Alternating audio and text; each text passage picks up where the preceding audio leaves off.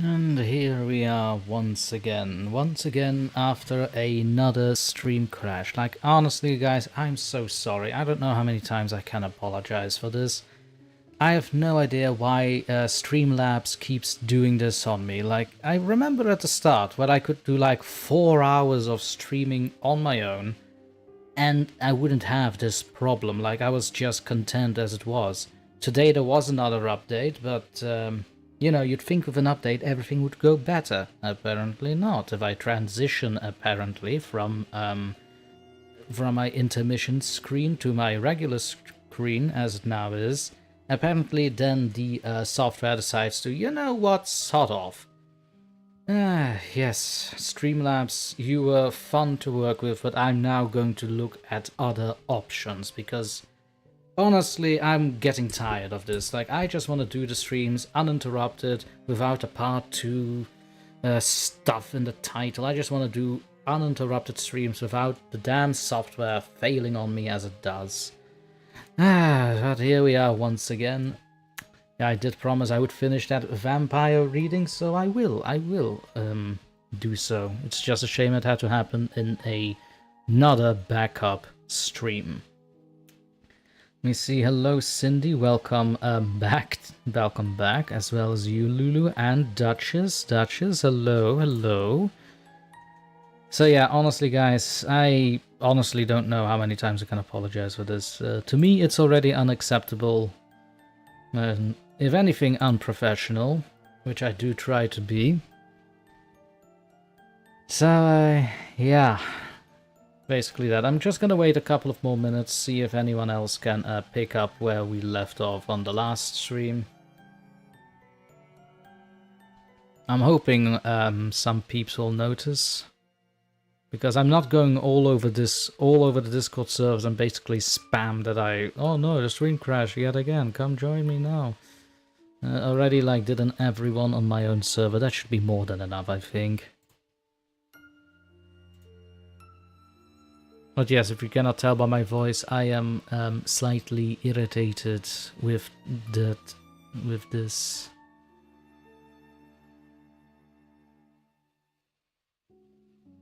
And indeed, Lulu, I'm indeed very happy to see Duchess here as well.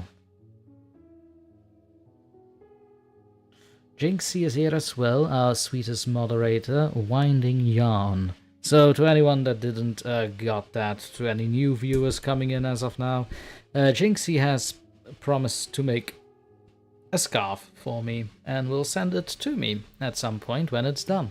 Can't wait for the result, and it will definitely go with my skull.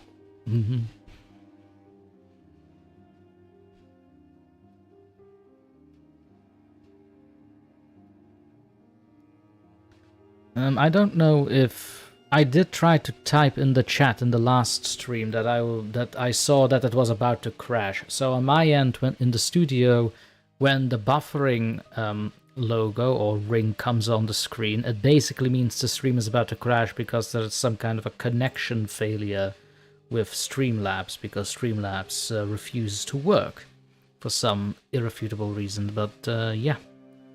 That's it. I tried to warn everyone, but I don't know if that actually got... if the message actually was received in the chat, or if the chat was already like closed off, even for me. If anyone could confirm this, that would be the bee's knees.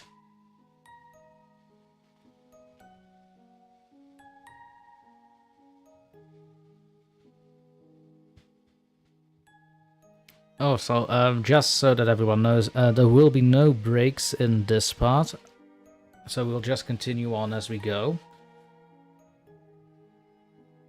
Nightmare Ronan. Yo, what happened? I passed out. Well, Nightmare, what happened was Streamlabs failed me once again when I wanted to transition from the break screen to my regular screen you see on screen right now, and it decided to crash on me. I have no idea why. I've done all the updates, I've done all the advices, we've started up as administrator, download the Windows framework for it, yada yada. I've literally tried everything to get Streamlabs to work and not crash. So as of now, I'm now considering options to search for something else, some other stream studio because I'm having it's. If you can hear it on my voice, I'm very agitated by this because it's like every stream is now crashing and me backing it up again. It's so stupid. In the beginning, I could do like 4 hours to 6 hours streams without any pause, you know, with pause, but without any break in between and without crashing. And now I don't know since when it is, but I wish I could say that stream crashing was regular, not regular. I mean. Nightmare says, oof, I heard Streamlabs has been crapping out on a lot of people lately. Has it? Alright, I haven't picked up that rumor, but honestly, Ronan, if you have any other suggestion, I'll happily take it and test it out, because this is just not sustainable for me. Maybe someday if Streamlabs gets their stuff together, by all means I would reconsider it. But right now it's like, it's just not sustainable. Like, if I go to a break and get out of my break, I literally have to like throw the dice and hope it isn't going to crash again. Oh, a lot of people on Twitch. Yeah, I don't have a presence on Twitch. I do have a profile on Twitch, come to think of it. I do have a profile on Twitch. A DrTorment profile, just in case, but I realize I don't really need it. I'll just stream games on here. If that doesn't crash. God forbid. A little water to wetten the throat. But, as I also said earlier, I did promise to finish that vampire reading, and by God shall I finish that vampire reading. Where did I leave it? God damn it. Apparently that stream crash took more out of me than I would have liked. Ah, there we are. So before the crash, we were talking about the 3 variants of vampires. That is, those who contract it, those who are born as it, and those who receive it from a deity. Then we moved on to the species of vampires, which were in total 6 as we know of, which are the Miraka, the Dravorim, the Rini, the Lesar, the Hayudas, and the Yamas. And before the stream crash, we were going into the actual hierarchy, or if you will, the vampire ranking system of classification, if you will. Starting with highest to lowest. I'm just gonna take another quick look at the stream at the chat before we do. OG OBS. Yes, Rona, maybe we could have a talk about that, because I've heard a lot about OBS. Like, I've heard stuff like it's difficult to manage, or not as easy as Streamlabs. But if it doesn't crash as often, I'm very willing to consider that instead of Streamlabs at this point. Like, I'm desperate for a stable streaming software. Oh, yes, finish the story. Hello, Ronan says Duchess, and Ronan says hi, Duchess back. Oh, that's sweet among narrators. As I said, we are now going to continue on with the vampire hierarchy. So, for vampires, vampire hierarchy. As with all communities in the world, vampires have set up their own system of ranks that mostly abides by an individual's age. Older equals more knowledge and personal power. This way, a vampire that's less than a decade old cannot progress too quickly and make classic mistakes that only the inexperienced can make. Listed below are the progressions of societies in Tayagion. As far of that, let me reread that. Listed below are the progressions of societies in Tayagion, as that of the Far East require more in-depth research, but one can assume that it's more or less the same.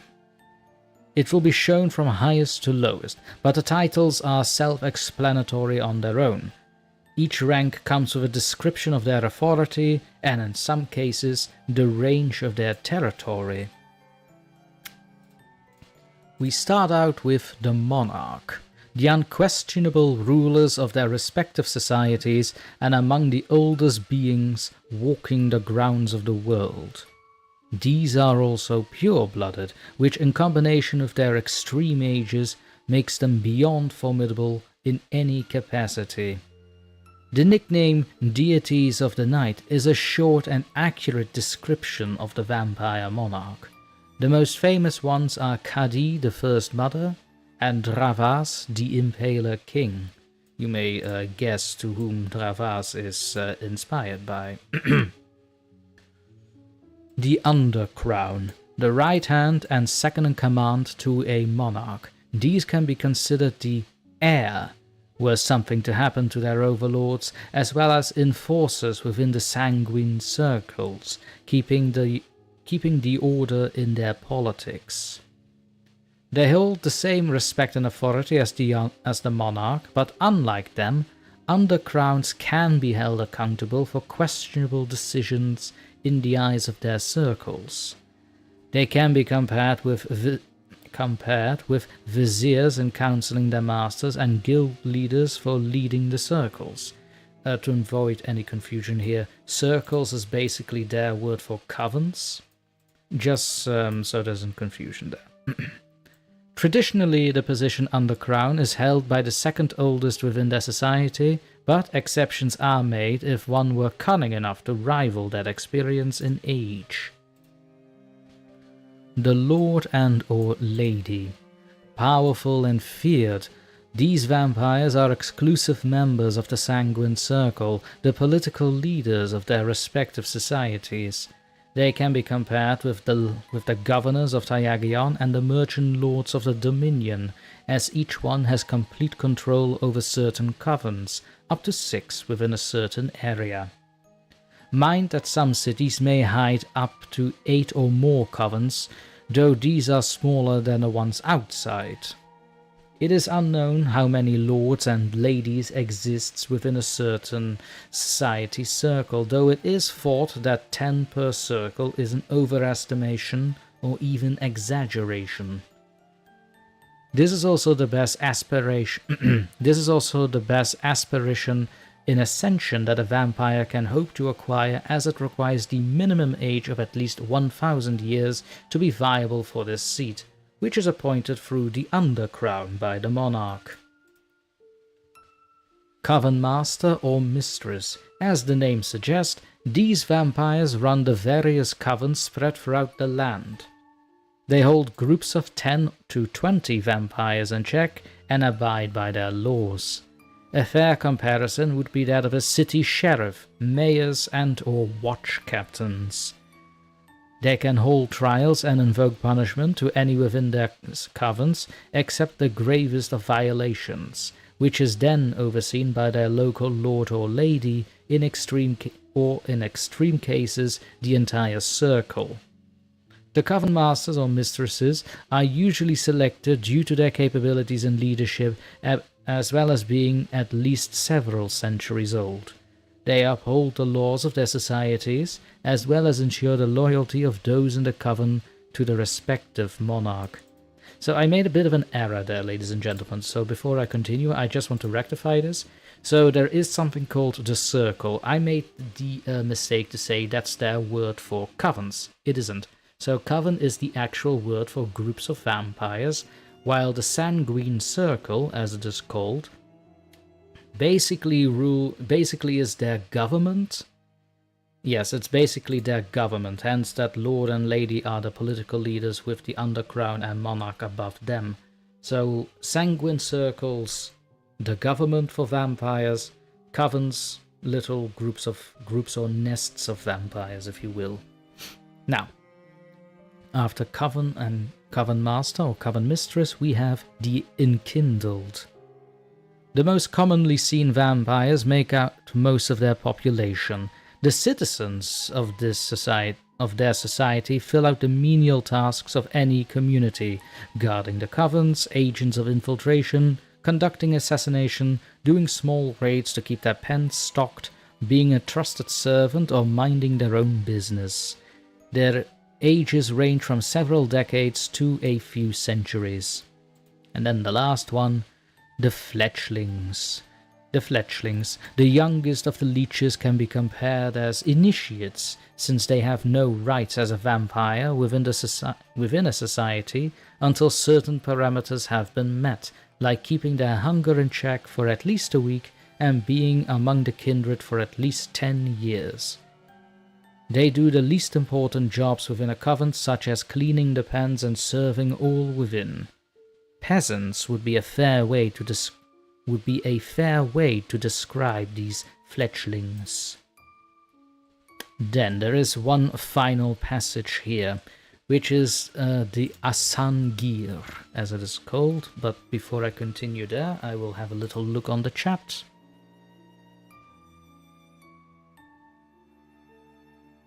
Lulubel Covens, Covents, what are we referring to here?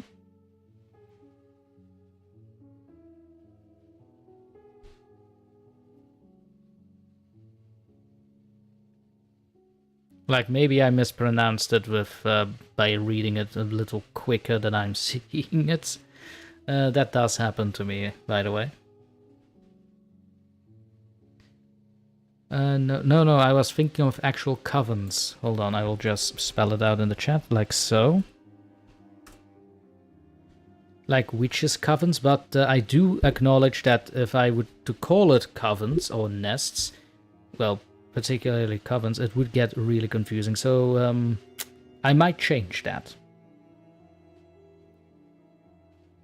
It really depends. This is still like in the editing process. You may hear mistakes being made grammatically and in sentence structuring that I am working on, by the way. The blog is going to be updated very, very soon, thanks to a proofreader that I have found. Yes, indeed. So like a witch's coven, but it should be more compared to as a nest of bloodsuckers. By the way, for anyone that is joining the stream right now, I am reading right now my own personal writings of a dark fantasy story on vampires. Now, here's the thing. If you want to proofread this yourself, the blog is up and running. So once again, if you feel called upon to proofread or to leave some constructive feedback, just look for Tyagion Tales on Instagram, and there should be a link in the bio. I will also provide a link in the description itself to both the Instagram and the blog. That is, of course, if you want to. To anyone in the chat, if I have you on Instagram already, feel free to contact me on Instagram if you want to have a direct link from me. And you can go ahead and check it out yourself. I'm not thinking it's anything impressive myself.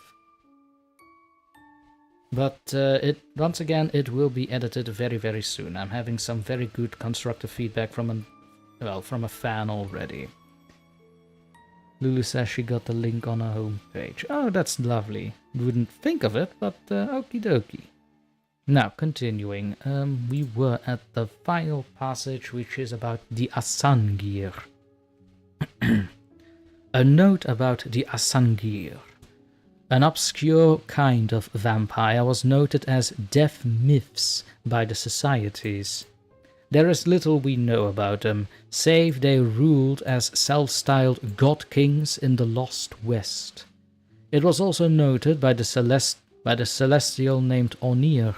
Their cruelty and malice paled even the oldest of demons. They are said to leech not only from life, but even the very fabric of existence, making them parasites to creation itself. It is whispered that any modern-day monarch would not hold as much power in the tip of their fangs compared to these ancient ones, as the Asangir's very nature was nothing that belonged to the world or any realm of creation. Immensely powerful, They lived independent or in very small symbiotic groups and could go toe-to-toe with Celestials themselves in might and will. In many ways and their own minds, they were considered to be the perfect vampire, transcending the mere feeding on mortal blood to a planar level. Or planar level, if that is how it's pronounced. According to the pages of Lucanfear's journal, they were actively hunted and destroyed during an earlier age by her host in the Lost West, but she always suspected something had escaped her golden fires there, unnaturally so, even for one of their number. A suspicion that became a lingering thought as Nordundalon dreadfully rose in the north. Then the last one is an excerpt from a letter by a vampire hunter. From a vigil's note on hunting vampires. The work of hunting vampires is best reserved for those spiritually strong and mentally stable.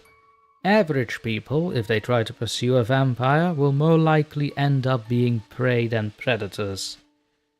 It's not that the average person is not strong or cunning enough, although that is often the case.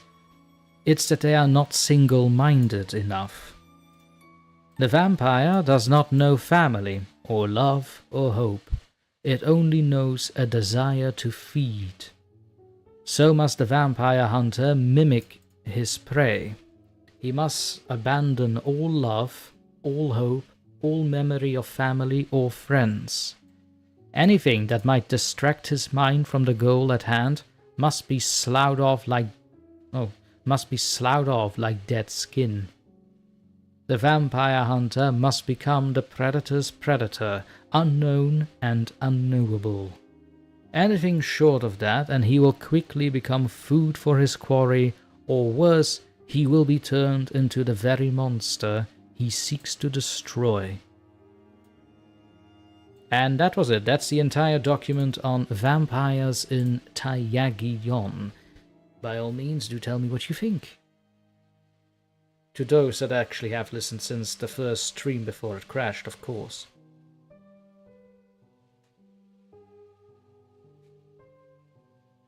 While I wait for some replies in the chat, I'm going to take a little sip and try and kill the mosquito that's been pestering me the entire stream now.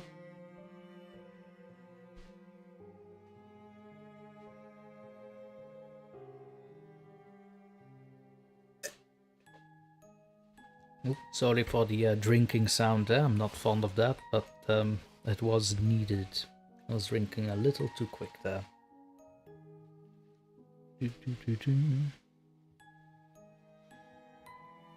Yes, Lulu. So, in my world, it is pronounced the second one, or, well, written the second one. Vampires with a Y, indeed. Because I wanted to be fancy.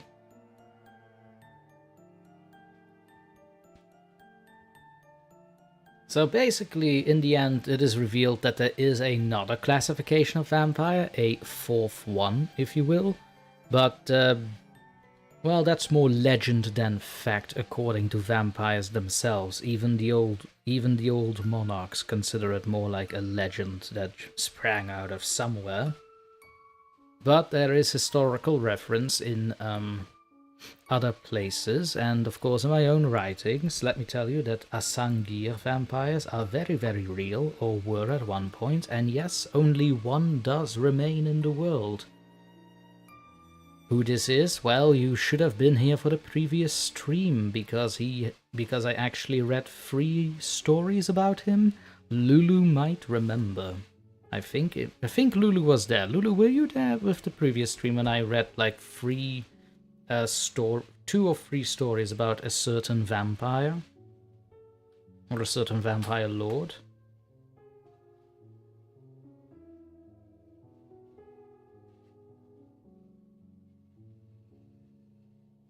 Because I think you were.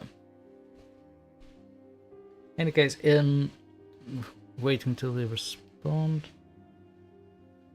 Don't think so, I'll have to check. Yeah, that's okay, Lulu. Go ahead and check. It is the last solo stream I did, so not the one with the guest. The one before, Dreadful Anecdotes, I believe.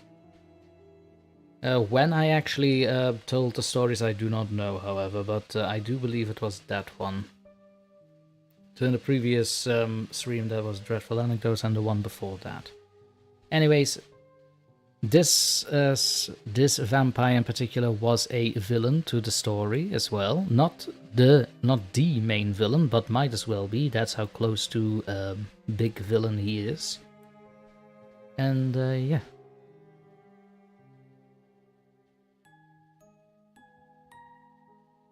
Fridge Reaver. This popped up in my personal stream. Is it the sloppy YT algorithm, or must I hire teams of paranormal investigators to cash grab me to death? Probably the sloppy YT algorithm, since the algorithm never was in my favor, Fridge Reaver. But welcome to the stream. Hello.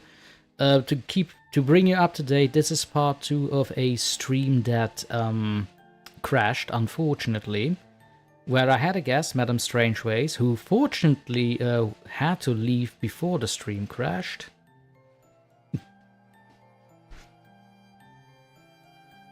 So now we are basically continuing the stream solo, because I was finishing something of a dark fantasy writing I was reading in the previous stream, and I wanted to finish that one at least. You are very much welcome, Fridge Reaver, and once again, welcome to the stream. And indeed, Lulu, I was wondering the same thing. Who on the YouTube team did you annoy to land you here, to this obscure little nook of it?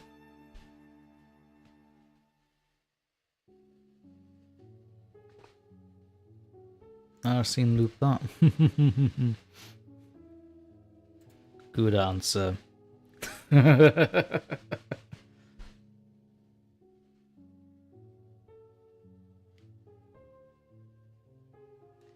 Well, with that said, I think it's about time I will...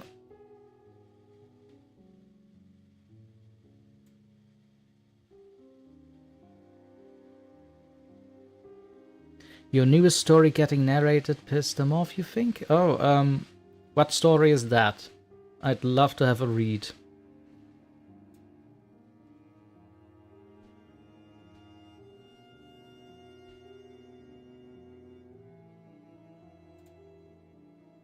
And I can probably... And if it is... if it probably is something that pissed you too off, by all means, I can read it myself then. If it is so, because as a narrator, you do have to be very careful what you put in your videos, unfortunately.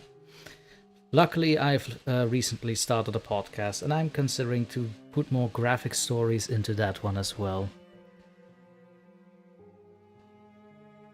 The Last Resort Inn Incident. Where do I know that title from? Is that a creepypasta or a Reddit post? Fridge? Looks familiar.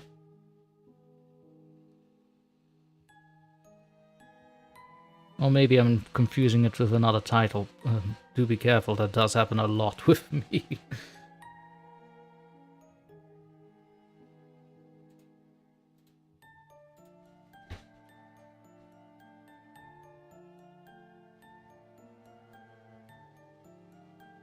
Let me see. I am doing a quick search. Oh, a Dungeons and Dragons fan tale I'm seeing here.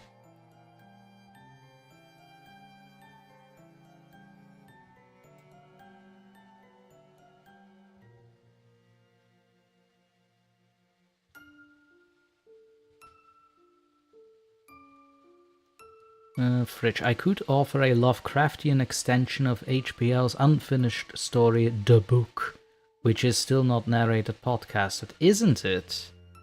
Well then, something should be done about that, especially since I am a little known to do H.P. Lovecraft stories. I mean, it is an unfinished story, so I get why nobody is actually tackling it, but still. No, Wikipedia, go away, I'm not looking for you. Nobody likes you, Wikipedia.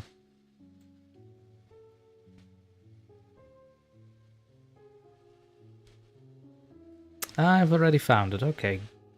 That, I'm just glancing over it, Fridge, and I'm kinda happy you did suggest this. I might have this narrated in September, though. I do have a lot of things on my mind. I'm preparing a very big project for October with multiple narrators and voice actors. To anyone that is in the know, shush, do not talk. Looking at you, Lulu. Yeah, definitely want to have a gift. Definitely want to do that here. You can definitely try to put a link there, Fridge, but I've already found the story you're referring to. Unless I've read that wrong. Hold on. It's an extension of the story. Yeah, by all means, put the link up. If the link doesn't work, I'll just copy paste it and search on my own.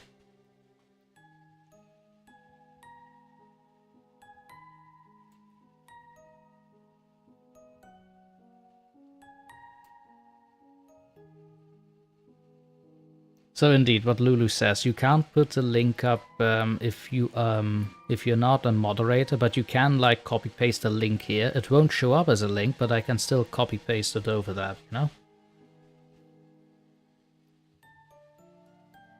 But that said, I also have loads of socials. I have Twitter, I have Instagram, I have Discord. You can find a link tree in the description. By all means, hit me up there with a link as well if you can. If the chat isn't working for you. As Lulu said, send it to DrTorment Instagram or Twitter or even the Discord. By all means, come join the server as well.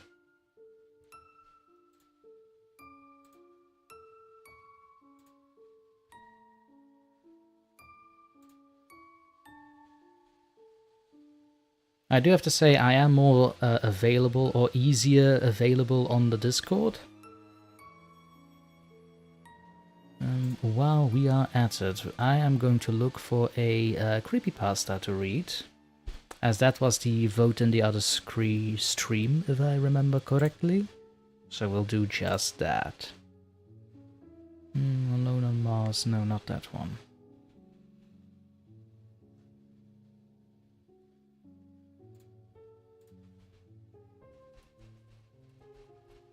Gonna have a little creepypastina coined by Madame Strangeways to name micropastas after. Creepypastinas.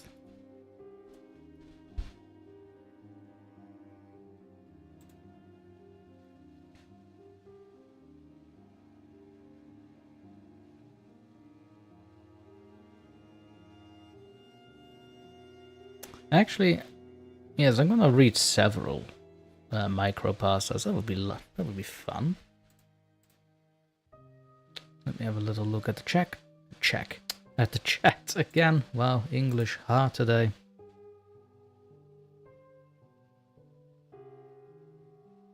Ah, Lulu, the word creepypastina is a word that me and Madame Strangeway cooked up during our very first live stream. It basically is another word for micropastas. You know, those very short creepypastas that are read in like, I don't know, 20 seconds, 30 seconds, maybe a minute. I could basically make shorts out of them if I wanted to.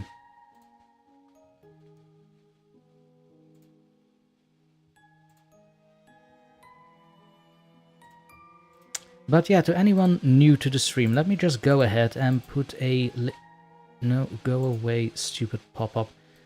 Let me go ahead and put in a link to my Discord server, which should be okay for about a week. Here you go, there's the link to my Discord server. You can also find the link in the link tree in the description below, Fridge, where also the links to my other socials are shown. And also to my Spotify for those who want to listen to 30 stories in podcast form. Ah, look at that, he's already there. Hello, Fridge Reaver, welcome. Let me just give you a role, because you are a content creator yourself. I think I'm gonna put you in as a tormentor. There you go. So my server has several roles. Patient is for regular fans, and tormentor is for content creators and writers and artists, basically.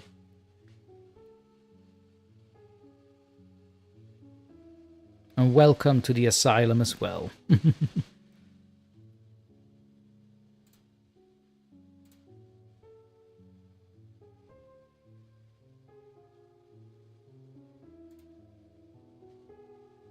So I do have to ask, is this a...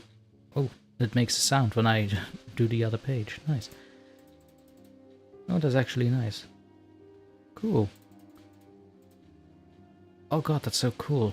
So, to people not hearing this, but every time I, like, turn the page, it actually makes the sound to turn the page. Like, I'm enamored now by this. I'm actually enamored by this. This is actually nice. Oh, that makes the immersion so much better. Thank you for this, Fridge. I can definitely do this. Yeah, I can.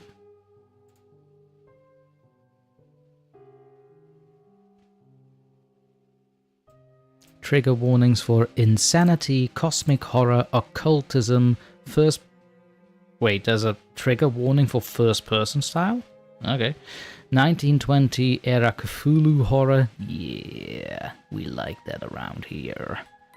And murderous shadows. Wait, I don't understand the trigger warning for first-person style. Like, are people offended by reading in a first-person style? I need to know this.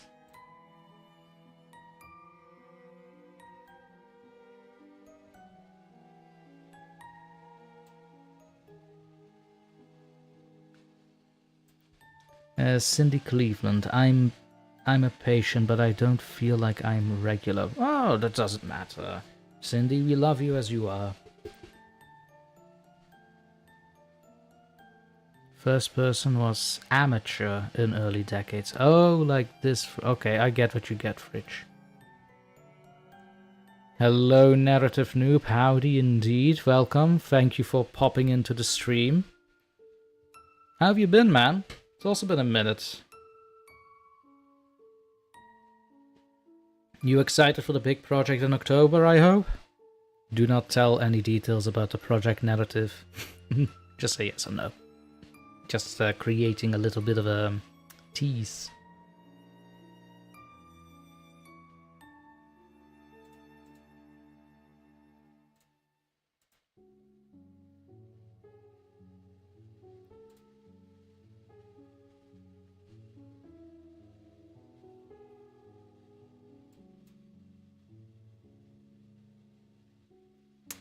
Is there a screen visible, chat? Because in my studio it shows a black screen, but I'm not entirely sure if my Streamlabs is being difficult again or not. I swear to God, if it's being difficult again.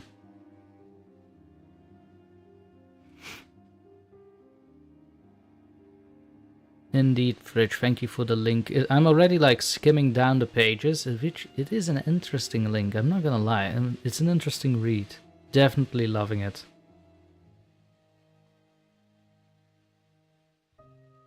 I'm gonna finish this when I'm in bed later.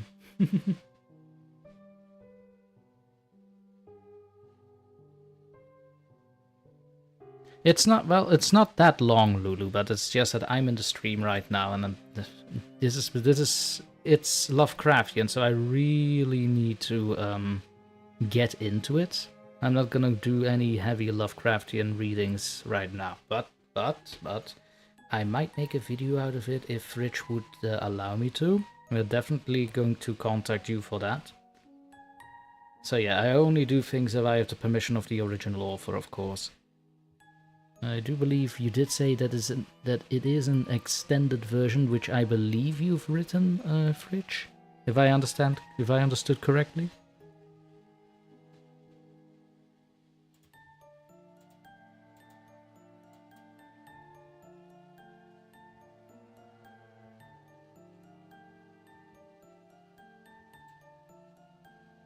Non-exclusive vid and audio rights granted. Okay, thank you, Fridge. I'll see that as consent. Jinxie, me, do be sure to make a screenshot out of that. No, I'm joking, but thank you very much, Fridge. I will look forward to making this story. When I start recording it, I will update you on the Discord itself. I'll send you a message.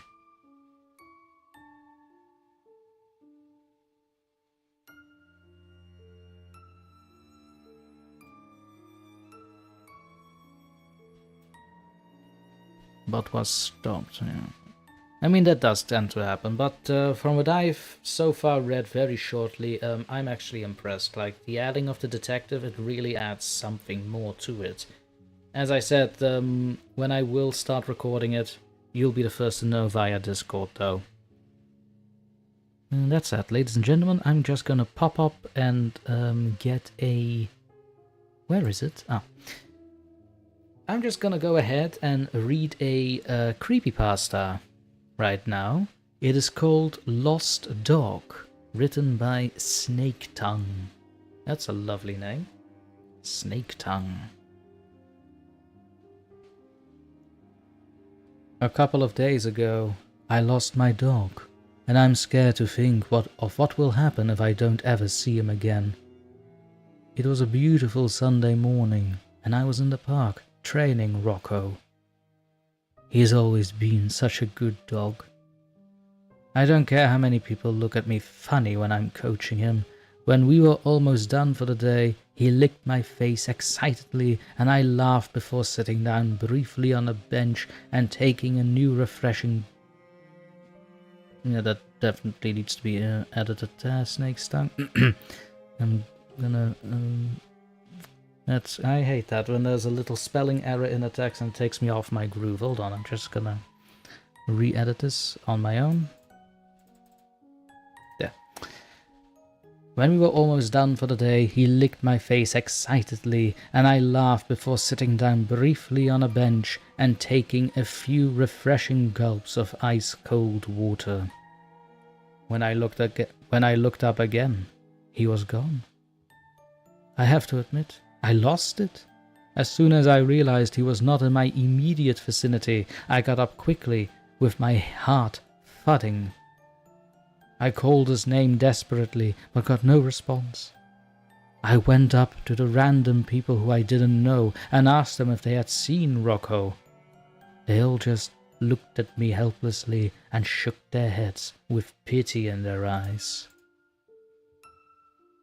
When I got home, I went straight to the printer and started making posters for a lost dog, complete with a recent picture and a phone number. Then I spent the rest of the day tacking them up all over town. That was my fault, excuse me. Now I can only sit here and wait for the phone to ring. I've gotten 3 calls since Sunday, but those were business calls from lonely men. And not one of them had anything to do with Rocco. As I'm reading a book in my living room, my cell phone rings. I snatch it up and accept the call. An elderly voice from the other end says, "Hello? Is anyone here?" With trembling fingers, I respond, "Yes, I'm right here." I can hear a throat being cleared before the man on the other end continues. "Ma'am, I think I found your dog." Relief rushes through me and I say, "Oh, thank God, please bring him to me now." There is a slight pause. "Would you like me to feed him before—" "No," I almost shout. "Just get him to me right now, please." I told the man my address and he agreed to meet me in 15 minutes. When he gets here, a senior citizen of about 70 with greying hair who goes by the name of Garrity. That is a weird sentence. With name of Garrity, then comma. Okay, alrighty then. Thank him profusely before ushering him out the door. Then I turn to Rocco, my ever so faithful pitbull boxer mix. I lead him down the basement and turn on the light. The man tied up on the other end of the room instantly begins to scream through the rag in his mouth. It'll do no good. The walls are completely soundproofed. That's what he'll get for lusting away at women who are far too young for him. I give Rocco demotion, and he lunges forward and molds the man, just like I showed him how in my training. As the blood flies and the flesh tears, I turn and begin to mount the stairs, going for the pick and shovel I keep in my kitchen cabinets. And that was the small creepypasta called Lost Dog by Snake Tongue. A bit of a vigilante story there towards the end. I was expecting something completely different, but it is something else than what I'm used to, so pleasantly surprised.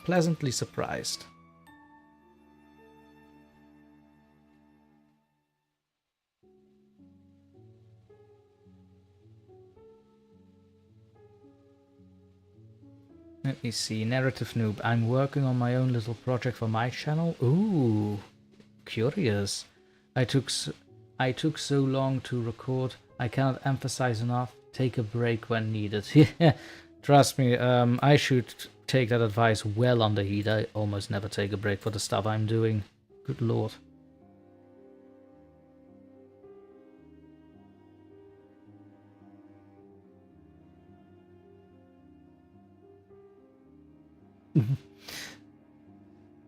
Lulu with her persuasive powers to make Fridge not leave the asylum. But yeah, I get it. So Fridge was saying that he was going offline from Discord, not actually leave the group, which is also fine. But yeah, once again, Fridge, welcome to the asylum.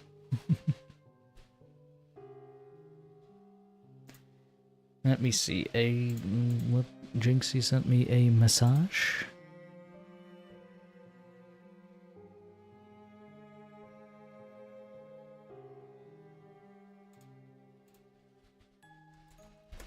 Not entirely sure what this meant. I think I addressed this. But alrighty, then for the next reading it will also be a creepypasta once more. Narrative: nobody is ever discharged from the asylum. They leave and spread the chaos on their own.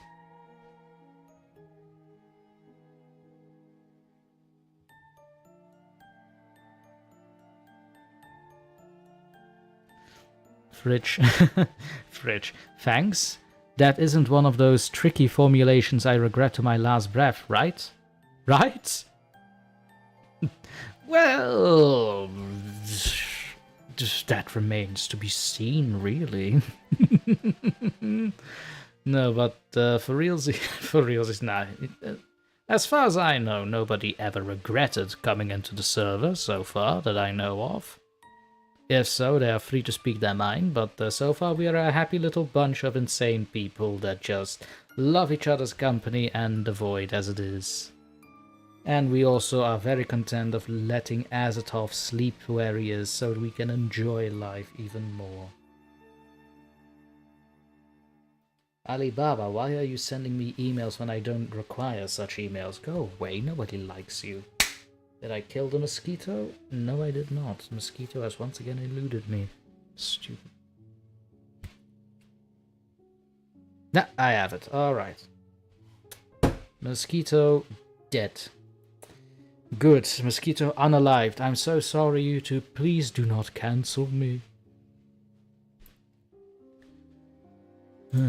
Because I said the D-E-A-D word. Woohoo. I K-I-L-L-E-D'd something that annoyed me. Can't have that word said on YouTube. No. That's pure horror. We must remain PG-13. Ugh. Honestly, if I were to complain about YouTube, I'd be sitting here until tomorrow. Oh, okay. No. I get it. Okay. So Jinx just sent me something. I thought I said it was a joke, but she took it serious. Oh, it's fine. It's fine, it's fine. All is okay and all right in the world.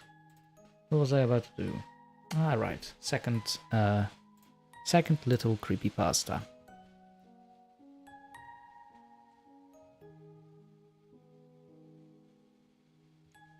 I think, yes, also from the one called Snake Tongue.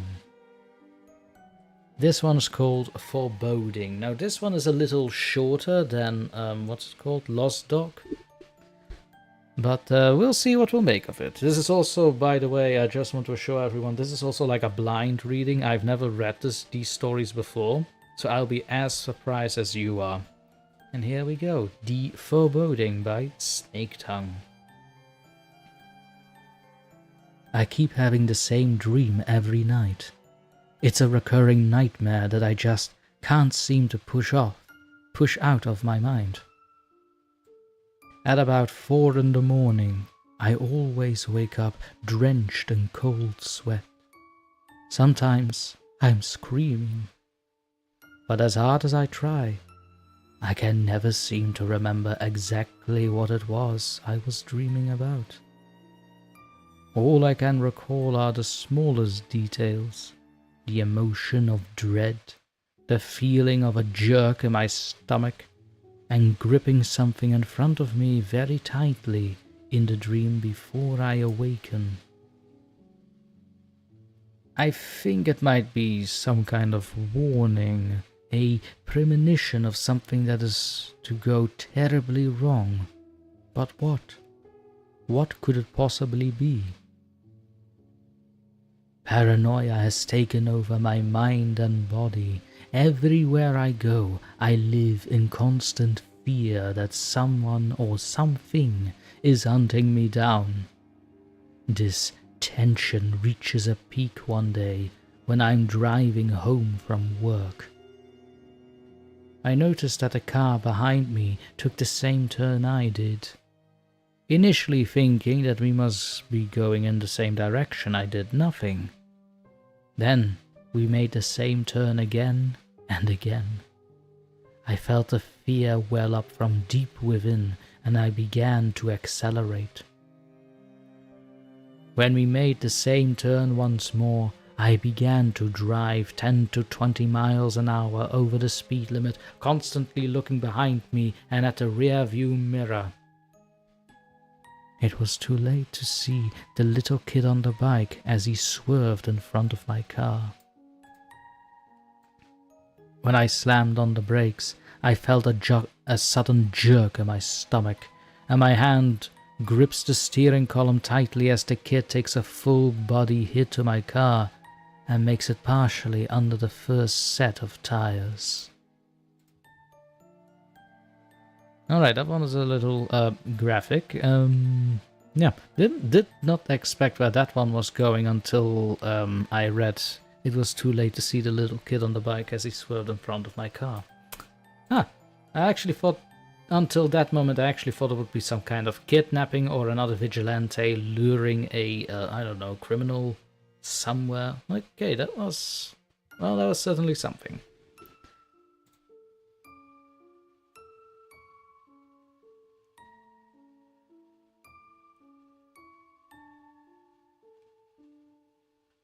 Narrative noob. DrTorment gets cancelled for ending a mosquito. Kinda cringe, not gonna lie. Well, I would honestly not be surprised if someday some person would look at this scream and be like, "Oh no, he killed a mosquito in a stream. The animal rights are violated." I would not be surprised at this point. Like, I'm all for animal rights, but mosquitoes? Really? That would just be surreal, right? That would just be surreal if people were starting to advocate for that.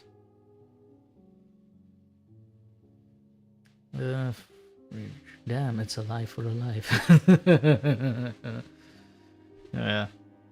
Lulubelle, is there any creepypasta involving werewolves? Well, you know what? We did start the first stream with Belgian werewolves.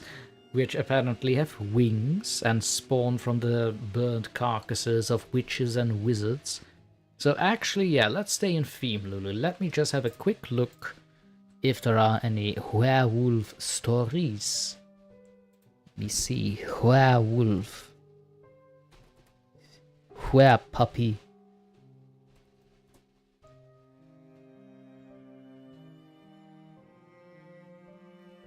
But also, let's also see that they are not too long, of course. I'm not gonna read something that's gonna take like half an hour to read. A sheep in wolf's clothing. Intriguing title. What's this about? And how long is it? Ooh, oh wow, that's a long one.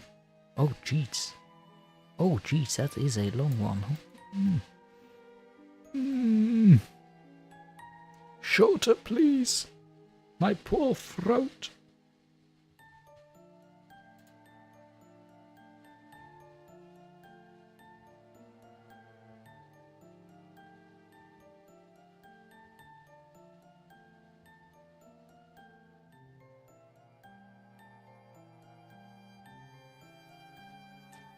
Well, here's something called werewolf ears, but if I'm having a quick glance at the text, it doesn't appear to do anything about werewolves or transforming into werewolves. It's a lot of talk about insects for some reason. I'm a little confused there, so that's really not in theme. So we're gonna move on.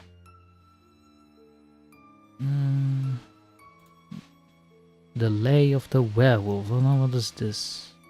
Are you long?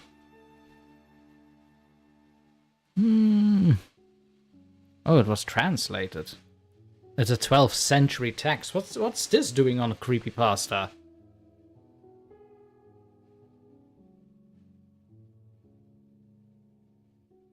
I'm actually kind of intrigued.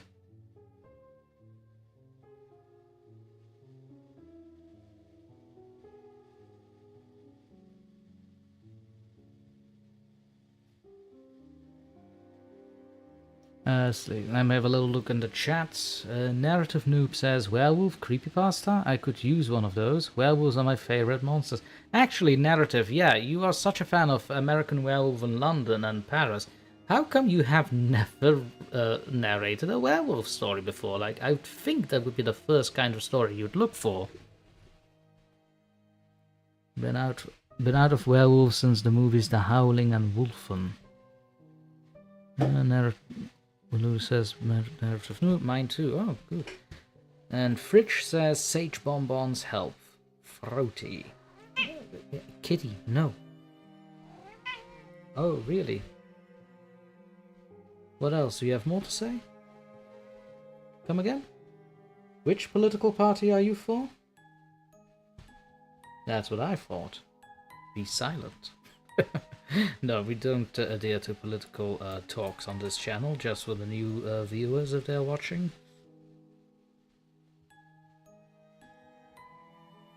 Let me see. Narrative Noob says, American Werewolf in London is one of my favorites. I'm trying to read, Kitty Cat. Please don't swaft your tail on my face. Thank you very much. Let's see. This is my Can I read? Please. Can I read? Eve, come on, let me read. Papa needs to read now. American Werewolf in London is one of my favorites. It was my old profile picture for a couple of years when I started doing my narrations. Yes, it was. It actually was. I actually kind of missed that profile picture now, noob.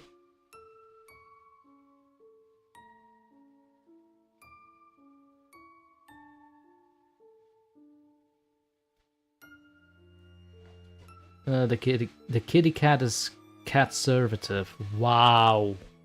Just wow, Bray. Just oof.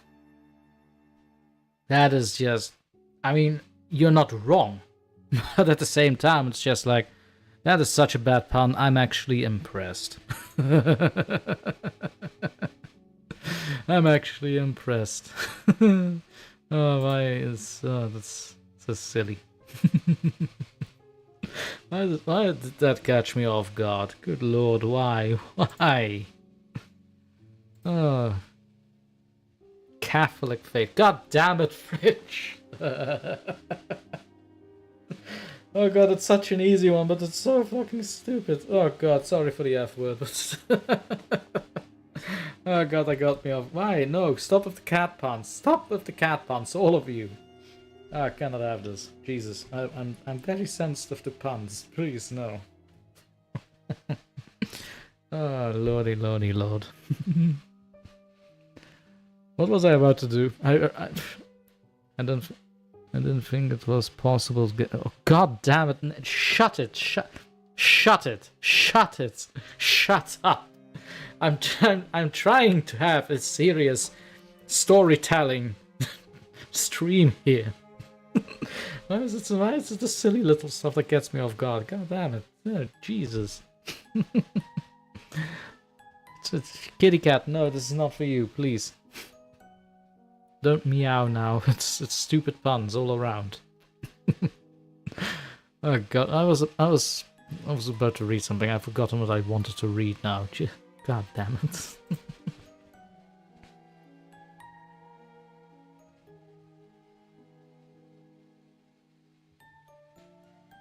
Oh god. Oh yeah. Wait, why? Creepypasta, why are you like giving me the Teen Wolf wiki as one of the search options for werewolf? Why? That's just stupid. How and why? Oh dear, oh dear, oh dear. This is off to a great start.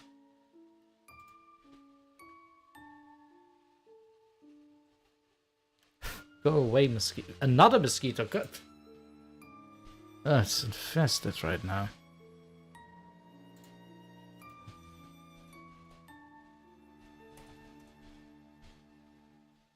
Like, chat, if you do know any werewolf stories or that is in the public domain that is rather short, or, you know, in a creepypasta, by all means, do tell me. Well, there's always the legend of the Michigan Dogman, I suppose. That's a werewolf, right? The Michigan Dogman, something like that.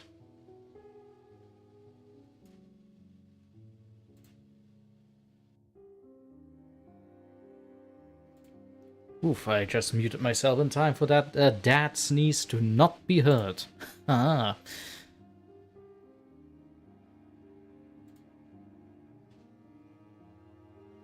Narrated from such a catastrophe. God damn it. No, narrative, no more puns. I forbid it. The mosquitoes are coming to avenge their fallen brethren. Well, considering this... The stinging mosquitoes are all women, as I've recently been made aware of, are all female mosquitoes. Well, basically they are coming to avenge their sisters. The female mosquitoes. God, I want to read a creepypasta now. It's been too long. Well, where's the thing? Hello, creepypasta. That's a song. Why is there something called The Song? Oh, wait. So, I'll just... This is not on the Creepypasta wiki, it's the Legend of the Michigan Dogman, and I'll only be reading the encounters, because everything above that is like... I either need a video called The Gable Film, or I should have extensive knowledge about apparently a song I'm not familiar with, so yeah, I'm just gonna be reading the encounters.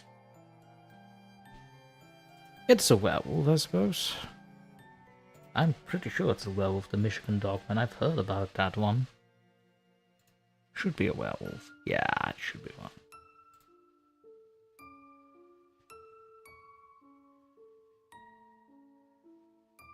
Fridge, I remember a picture with cats around a Ouija board.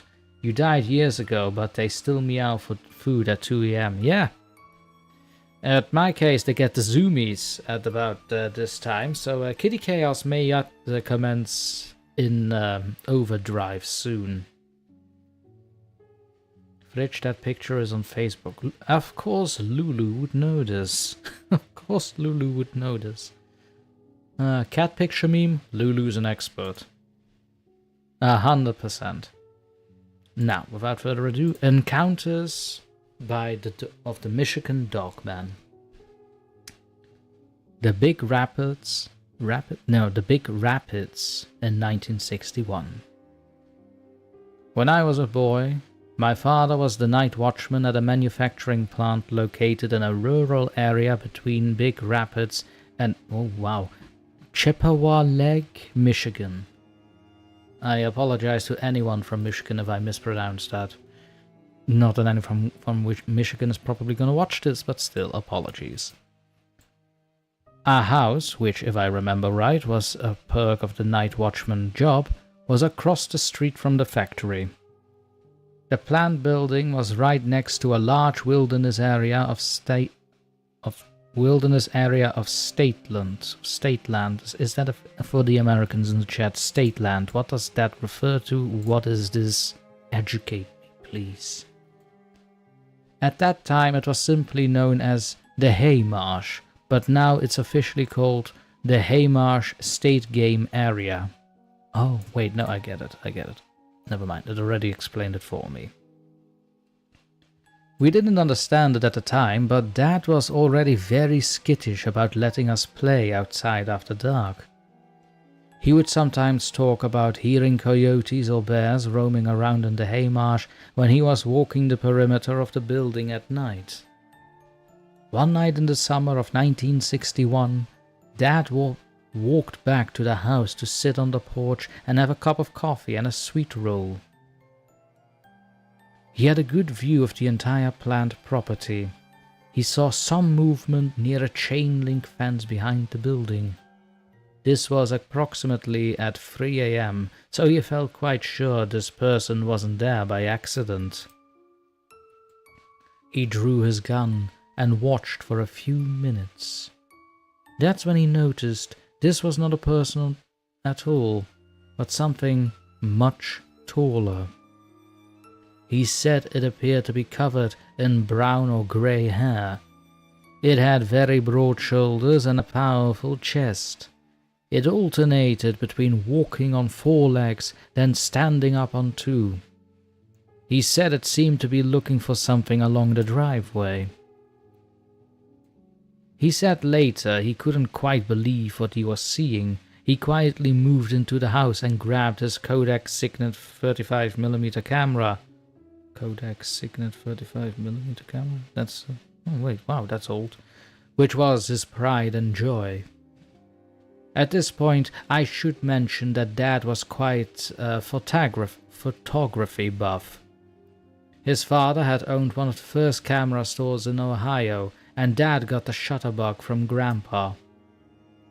As he stepped back onto the front porch, the creature moved slowly along the driveway, directly under the lights. He adjusted the camera shutter for a long exposure, held it as still as he could. He said he was shaking pretty bad back then, and snapped a picture. I've closed a print of it in this letter. Dad said a few seconds later the thing dropped back on all 4s and slowly moved back into the woods to the left of this picture. I'm not seeing any picture here. He sent the print to the local newspaper and sent copies to several magazines. One that I think was called Mysterion published a photo in their spring issue of 1962. Dad had a copy of the magazine for years, but it was misplaced after he passed away. I still have the negative strip that contains this image, if you would like to have someone examine it. I also still have Dad's Kodak Signet. I haven't shot any pictures with it for several years, but I'm pretty sure it still works. Is there a picture here? Hold on. Oh, there is a picture on the top of it. That, oh wow, that is not something That is very vague. That is very, very vague and pixelated. So I'm not done reading here, by the way, chat. This is just encounter number 1 with the Michigan Dogman. Now, going on to number the 2nd. Sparta, 1987. Is Sparta a place in America? Is that a place in Michigan? Actually, I wouldn't be surprised. There are lots of European towns named after places. Lots of American towns named after places in Europe. Jesus. Dr. Torment, please. English, it's not that hard. You're a teacher, for God's sake. Sparta, 1987. One week back around fall 1987, my 2 friends and I were staying at my family's cabin, which is not far from the small town of Sparta, about 20 minutes north from Grand Rapids. My 2 friends left to have dinner while I stayed behind at the cabin. Following the dinner, the men headed back towards Sparta and the cabin. What happened next would shock and disturb them for years. It was dark, and they were on a rural road. Suddenly, both of them saw something standing by the side of the road. In the headlights of the car, it appeared to be a human-like figure covered in grey fur. As they got closer and past the figure, both of them got a very good look at it. It was the size of a man, stood on 2 legs. It was covered head to toe in grey fur and had a wolf-like face. It even raised its hand and seemed to snarl at them as they drove by. They said it looked like a werewolf out of a Hollywood movie. My 2 friends didn't dare to stop. They continued driving, and of course they were peppering each other with questions. Did you see that too? Was that a dog? Was that someone dressed up in a costume? And so on. As they are having this animated conversation, they passed by the sign that says, "Welcome to Sparta," and drove through the small main street and continued on out of the town in the direction of my cabin. Their conversation about what had just happened continued, when both of them looked up to see that same "Welcome to Sparta" sign again, followed by the same main street that they had just driven through only minutes ago. They hadn't stopped or turned around. They had been traveling in the same direction on the same road, but somehow without any noticeable interruption in their journey. They had somehow been sent backwards several miles. Until this point, it would be easy to dismiss this event as someone playing a joke. However, the time displacement characteristic is what sets this encounter apart.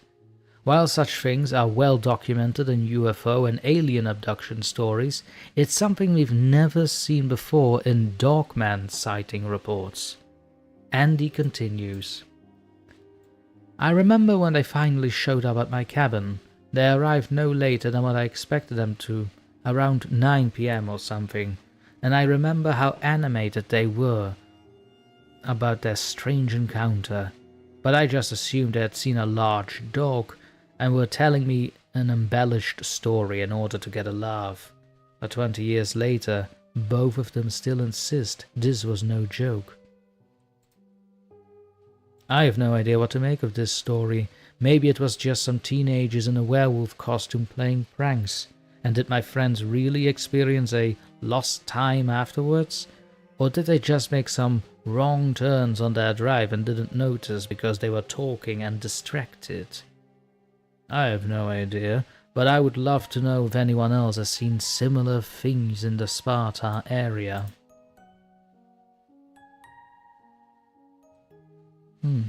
Interesting. Dogman sighting with lost time syndrome. That is new, not gonna lie, that is new.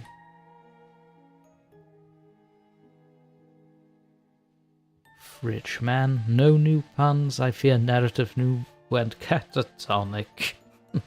Oh, nice one. Keeping a theme with insanity and the asylum. Nice one there, fridge. Nice one. Good one, but yeah, right now I'm already used to the puns, so...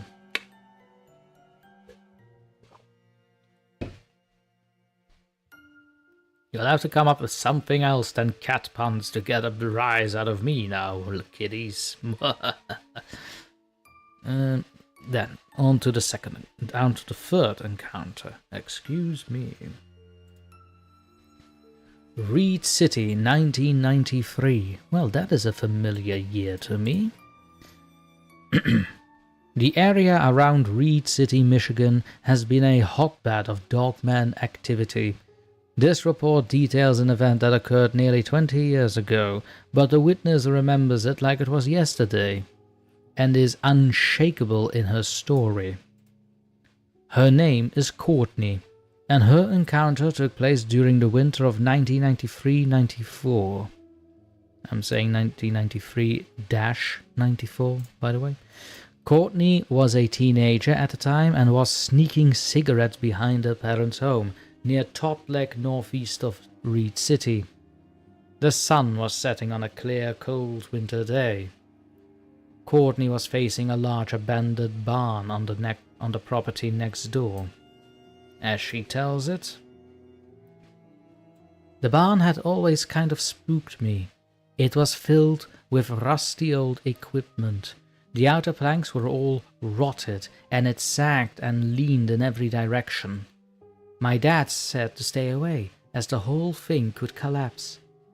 On that evening, I was standing about 50 feet from the barn and saw sunlight coming through the gaps in the siding. Courtney took her eyes off the barn for a few minutes, then something caught her attention again. As she says it, there was some movement. The light flickered, but I couldn't really tell what it was. Then I turned its head back, and it looked straight at me. It was at least 6 feet tall, if not more. It was dark-colored. It had a dog-like appearance, pointy nose, and really big pointy ears. Courtney dashed into her house and grabbed a flashlight. When she returned outside, she shined it towards the barn door, but the animal was no longer there. She walked closer to the barn to look for tracks in the heavy snow. When she didn't see any, she realized the creature might still be inside, and ran back to the safety of the house. She never saw the creature again. She later talked to a neighbor who had seen something, the size of a buffalo but the shape of a dog, in the same barn a few months before Courtney's encounter. The neighbor said she had been so frightened she was near hysterics for days. Her father had taken his gun and searched the barn, but found nothing there. At the time of these events, neither of the girls had heard of the Legend song and did not know about the Michigan Dogman legend until years later.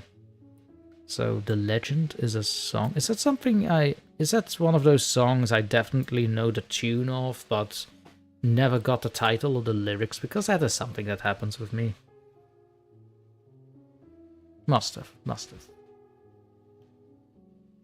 Another quick look in the chat. No new puns? No? Oh. Here I thought the people in my chat were creative. A little bit of goading from the good old doctor. Well, a fourth encounter with the Michigan Dogman then. Waters Meet, 1994. This report comes to us from an anonymous contributor who grew up in the... oh god, another one of those names. Who grew up in the Sheboygan County. Once again, I'm so sorry from anyone in Michigan that might tune into this at some point for absolutely butchering these names. Who grew up in the Sheboygan County, but spent many summers camping on family property in Michigan's Upper Peninsula. This encounter took place in the area of Waters Meet, home of the famous Paulding Lights phenomenon. Oddly enough, the Paulding Lights are also known as the Dog Meadow Lights.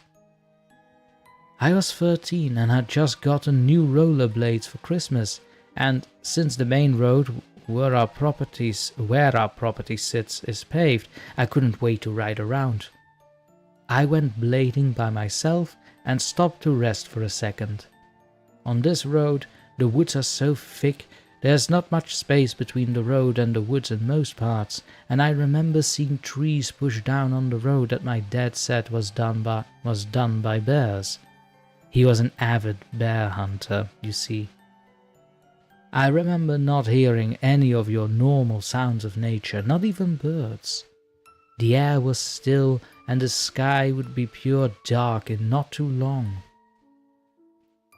I was deciding to turn back when I heard a rustling behind me and something emerge from the left side of the road. I assumed it was a deer and paused and made myself as quiet as I could so I could watch it, and slumped down on my stomach in the middle of the road. It was about 600 feet ahead of me. When I got myself settled in the road to watch it and looked up, I realized what I was looking at was not a deer. It was on all fours with grey or brown fur.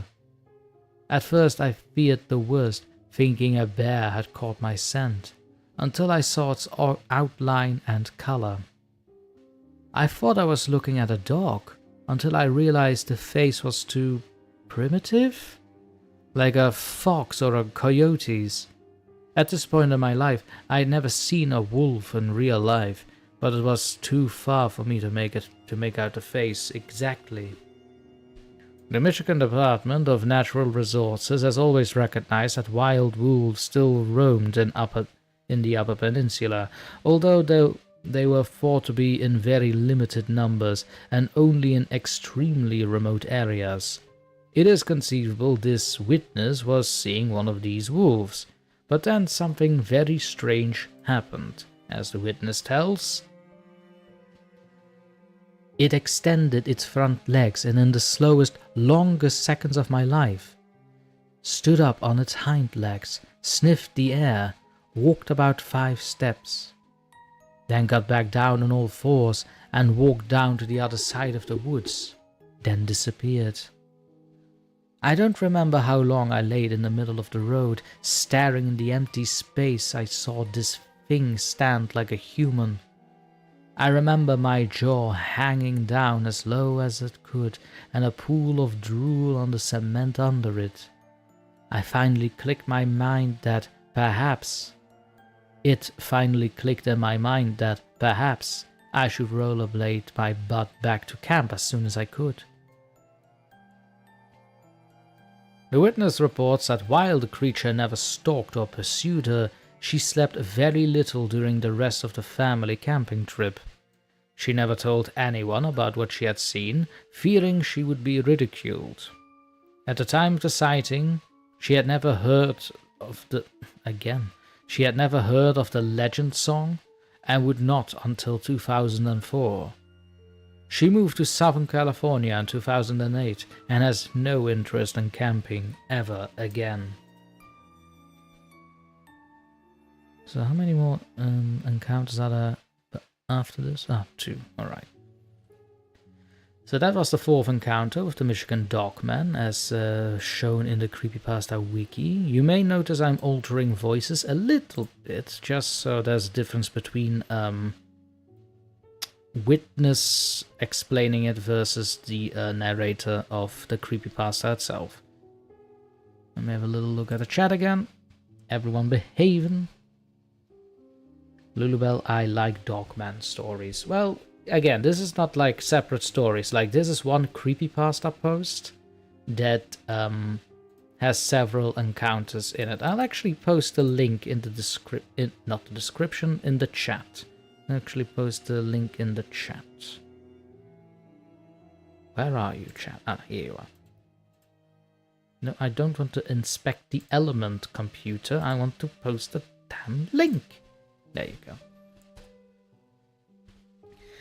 Here you go, Lulabelle. So this is where I'm reading from. And to anyone else that has an interest, just check the live chat in the replay or right now to have that link right now as well. Now, to the 5th encounter, which takes place in Alpena in 2001. My dad and I have a story to tell about our encounters with the Dogman. My dad's story took place in the mid-70s. There's a cemetery behind the Alpena High School and a wooded area behind that. There are many trails that run through here.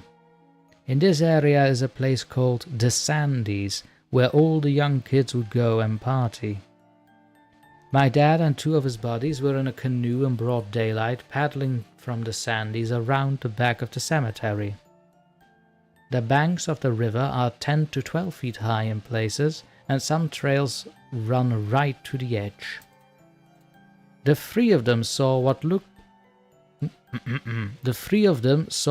like to be a big dog running behind them on the trail. They didn't pay much attention to it until they heard a splash.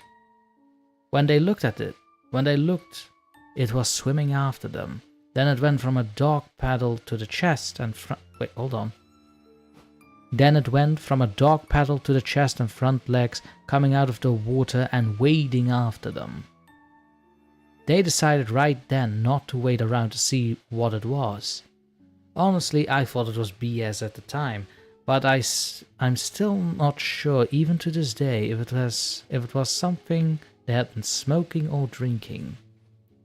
Then around 2001 or 2002, I was leading some friends through the sandy trails.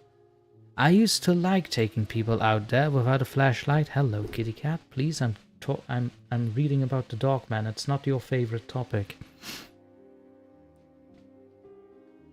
Yes, wash yourself over there. That's fine. I used to like taking people out there without a flashlight and tell them my dad's story to freak them out.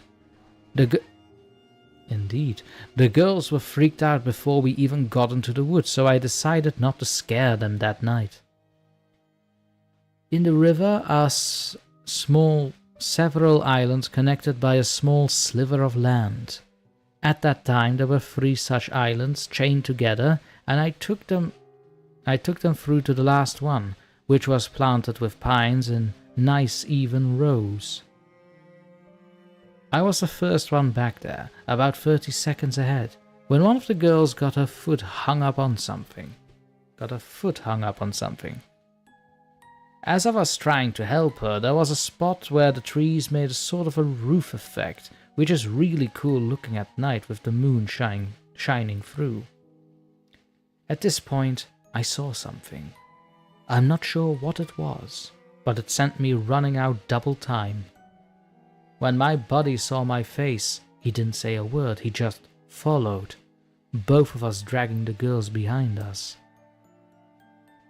When he asked me later why I came out in such a hurry, I told him it was because I thought I had seen something at the other end of the island walking through the trees that was very tall and not likely human. He may not have believed me, but he never questioned it either. I'm still not sure what I saw.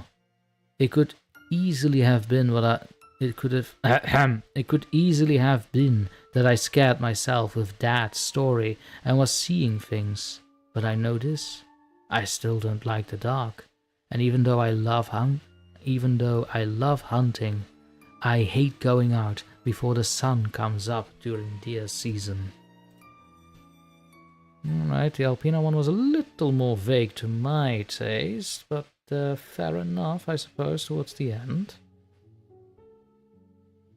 And now you return to the chat. You are very much welcome, Lulabelle, for that. You are very, very welcome. Anything for one of my dearly beloved channel members, which you are. Now, for the last encounter with the Dogman, which happened in Bendon in 2007.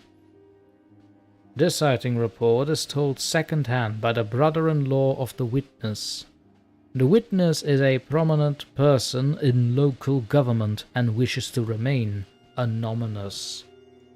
Let me just take a little sip here. Oof, loud swallow, but that was necessary.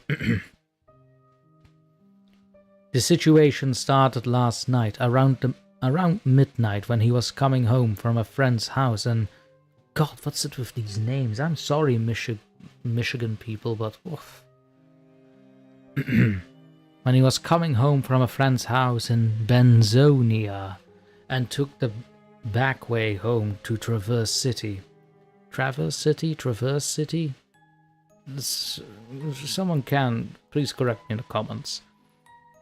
He stated that while traveling down Cinder Road, several miles outside the town of Bendon, he observed a pair of eyes reflecting off his headlights ahead of him. Thinking that it was probably a deer along the side of the road, he began to slow down. As he got closer, however, he stated that the object was much larger and much darker than a deer. He said that by this time he had slowed down to around 30 miles per hour and was at that point several hundred feet from the creature, which still hasn't moved.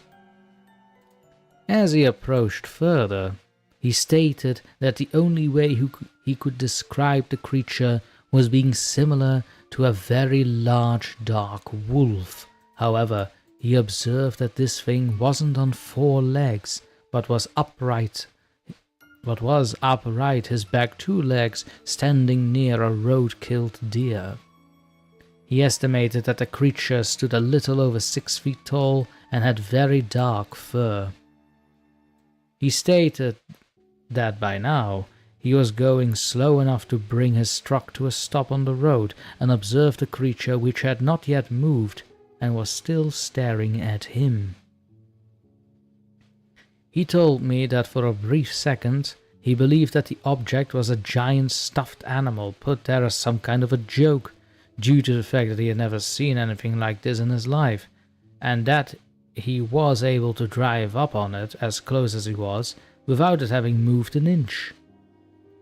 He told me, however, that before he could finish that thought, the creature then dropped to all 4 legs and sprinted across the road and disappeared into the woods onto the other side of the roadway. He told me that he stayed frozen in his seat for a minute, wandering in the middle of the road of what the heck just happened. I jokingly asked him if he had been drinking that night, and with a dead serious face he said, "No, whatever it was for real."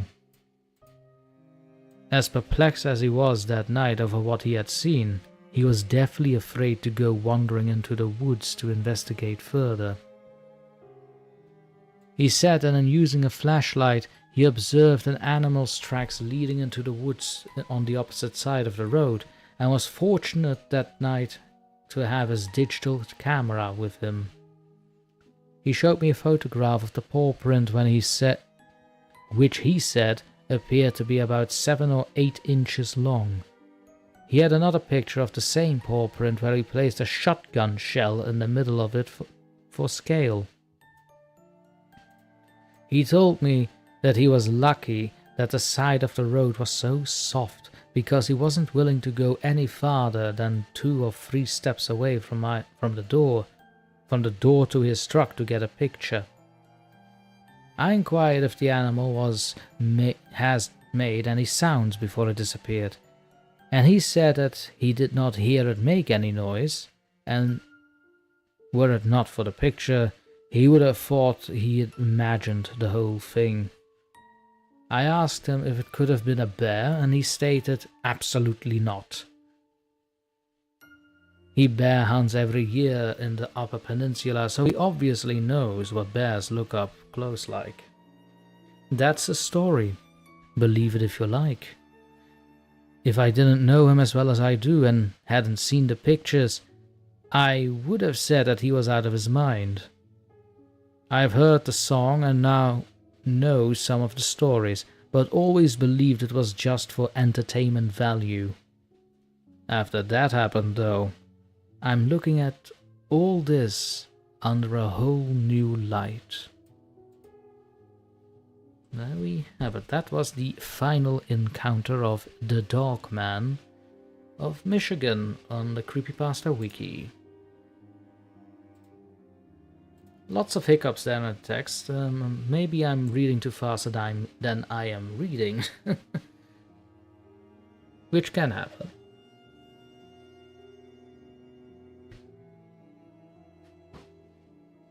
Thank you, Lulu, for the applauses. Thank you very much. Thank you, thank you.